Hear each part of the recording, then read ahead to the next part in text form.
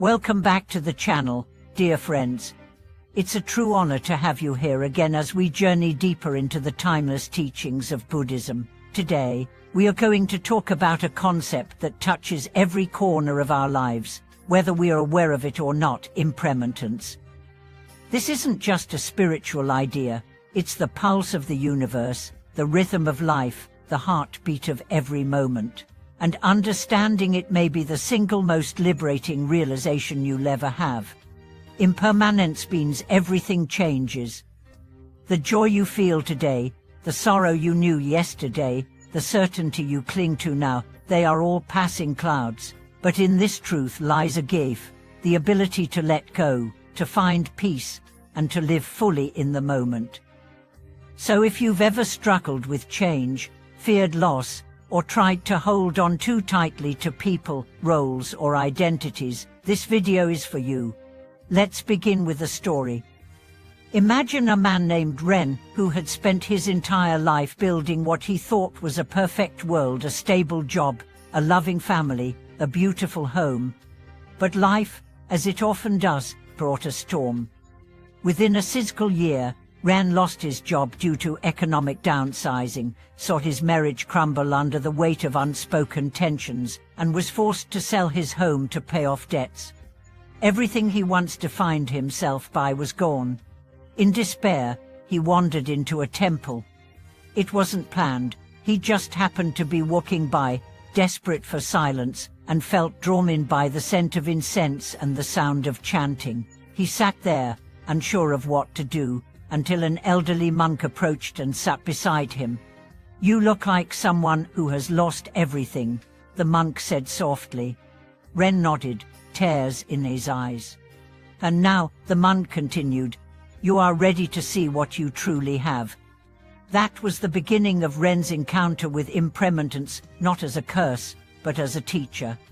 The monk explained to him that in Buddhist philosophy, impermanence, or tannika, is not something to fear, but something to understand deeply.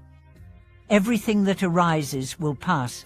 Nothing, no pain, no joy, no success, no failure remains forever. And it is in this ever-changing dance of life that we find our truest freedom. Ren was skeptical. He felt like impermanence had ruined his life. But the monk told him a parable. There was once a king who asked a wise man to make him a ring with an inscription that would help him stay humble in success and strong in failure. The wise man returned with a ring engraved with 4 words, "This too shall pass." That simple phrase stayed with Ren. He began to return to the temple. At first, she just sat in silence. Then she started to listen to the monk's teachings, and slowly, something inside him began to shift. He realized that his pain was not permanent. His loss did not define him. The roles he once held were just temporary forms. What was eternal, what was untouched, was his awareness. He began to notice things he had never seen before: the way leaves turned golden in the morning sun, the laughter of children running past the temple gate, the quiet joy of sipping tea with no distractions. All of it fleeting, all of it precious. This was the beginning of his understanding that impermanence isn't a threat to happiness, it is the very reason happiness exists. If we never lost anything, we would never cherish anything. If nothing ever changed, life would be static, colorless, lifeless. Change gives life its texture, its depth, its beauty. Let's pause and reflect on this. Have you ever held on to something so tightly, perhaps a relationship, a job, a dream, only to watch it slip away?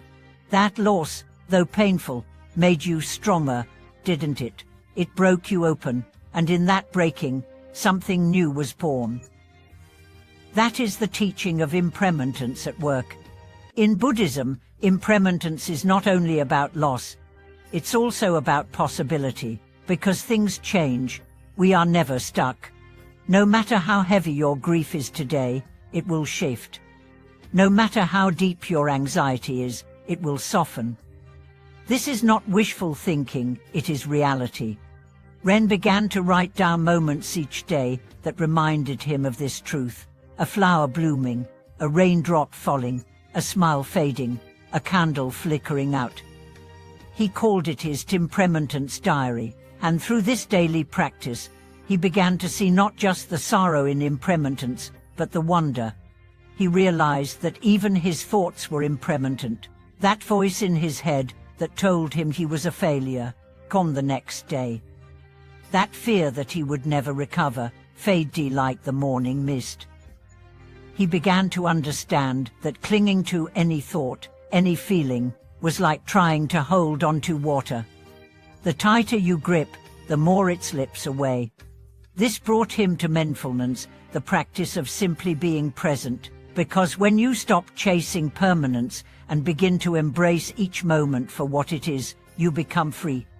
Free from regret, free from fear, free from needing life to go a certain way. One day, Ren returned to the temple and found the monk again. "I used to think impermanence had destroyed me," he said. "Now see, it saved me." The monk smiled. "You didn't lose anything. You lost illusions. Now you have life." Impermanence teaches us many things. It teaches us not to waste time. It teaches us to speak words of kindness now, to hold those we love while we still can, to forgive while the opportunity remains. It reminds us that every argument, every grudge, every delay in love is a gamble against time we cannot win. But it also teaches us not to despair. For every winter, there is a spring.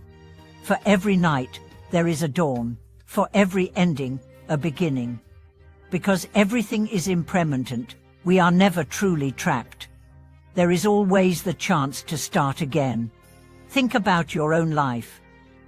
The version of yourself from 5 years ago, is that still you? The pain you felt a decade ago, does it still burn as it once did?